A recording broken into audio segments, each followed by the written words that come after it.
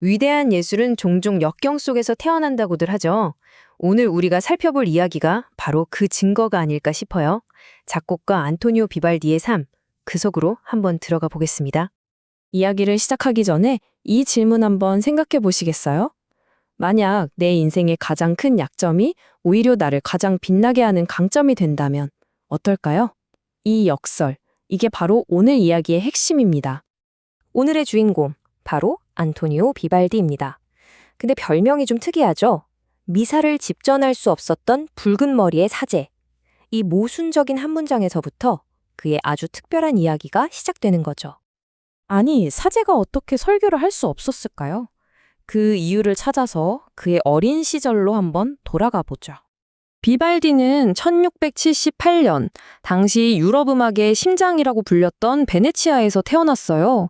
아버지가 성 마르코 대성당의 유명한 바이올리니스트였으니까 그가 종교와 음악의 길로 들어선 건 어쩌면 당연한 운명이었을지도 모르겠습니다. 자, 10년입니다. 무려 10년. 15살 소년이 사제가 되기 위해 바친 시간이에요. 정말 자신의 모든 걸 교회에 바칠 준비가 되어 있었던 거죠. 하지만 운명은 그가 그리던 길을 순순히 내주지 않았습니다. 그의 평생을 따라다닐 그림자, 바로 만성질환이 그의 발목을 잡기 시작한 거죠. 그를 평생 괴롭힌 병은 바로 천식이었습니다. 이게 그냥 숨이 좀 가쁜 정도의 문제가 아니었어요. 서울대학교 병원 자료를 보면 이 병 때문에 사제로서 가장 중요한 임무, 그러니까 미사 중에 길고 장엄한 성가를 부르는 걸 도저히 할 수가 없었다는 거죠. 생각해보세요. 10년을 헌신했는데 사제가 되자마자 가장 중요한 임무에서 면제된 겁니다. 평생의 꿈이 눈앞에서 좌절되는 순간이었겠죠. 이때부터 그는 미사를 집전하지 않는 신부라는 이 모순적인 이름으로 불리게 된 거예요. 그런데 있잖아요. 때로는 닫힌 문이 새로운 길을 열어주기도 하죠. 그의 한계는 과연 어떻게 예상치 못한 기회로 바뀌었을까요?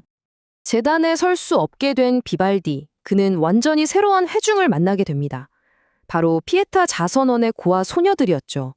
이곳은 그에게 그냥 일터가 아니었어요. 완전히 새로운 음악적 우주가 펼쳐지는 곳이었습니다. 와, 근데 여기서 그가 맡은 역할을 보면 정말 상상을 초월합니다.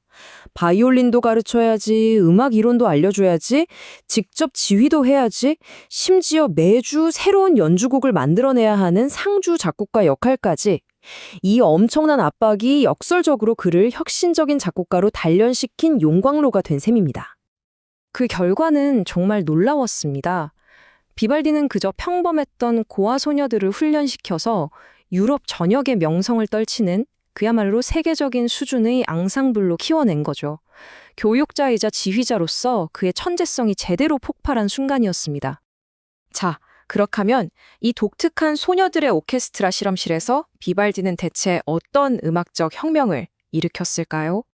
그의 혁신을 제대로 이해하려면 먼저 협주곡, 즉 콘체르토가 뭔지 알아야 해요.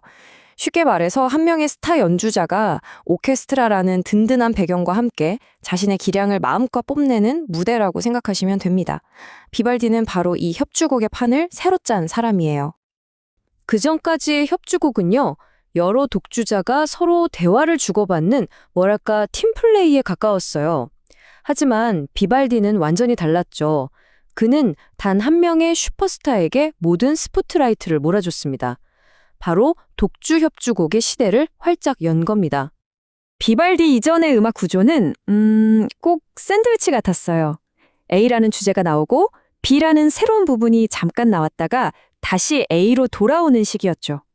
안정적이긴 한데 뭔가 극적인 긴장감은 좀 부족했달까요? 그런데 비발디가 만든 리토르넬로 형식은 차원이 달랐습니다. 훨씬 더 역동적이었죠. 오케스트라 전체가 연주하는 웅장한 부분이랑 독주자가 현란한 기교를 뽐내는 화려한 부분이 마치 파도처럼 밀고 당기면서 계속 번갈아 나타나는 구조거든요. 이걸 좀 더 쉬운 공식으로 풀어보면 이렇습니다. 먼저 오케스트라가 노래의 후렴구처럼 계속 반복되는 메인 테마를 쫙 연주해요.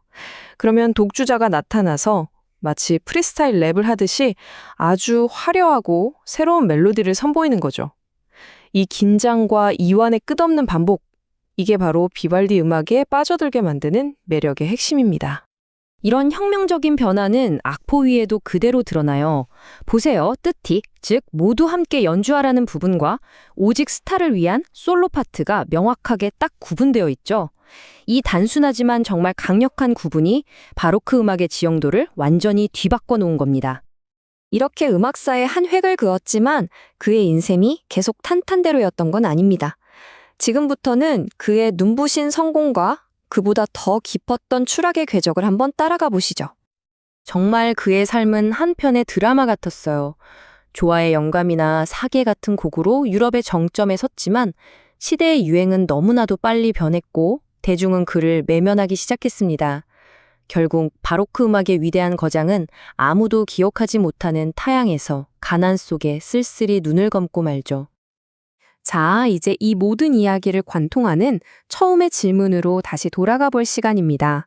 그의 육체적인 역경은 과연 그의 삶에 어떤 의미였을까요? 분당 서울대학교 병원의 분석 자료에 있는 이 한 문장이 모든 걸 말해줍니다. 안토니오 비발디의 천식은 그의 축복이었다. 한번 생각해 보세요. 만약 그가 건강한 사제였다면 우리는 어쩌면 사계를 영영 듣지 못했을지도 모릅니다. 그의 병이 그를 교회라는 안전한 울타리에서 벗어나게 해서 음악이라는 더 넓고 위대한 세상으로 이끈 열쇠였던 셈이죠. 비발디의 이야기는 결국 우리에게 이런 질문을 던지는 것 같습니다.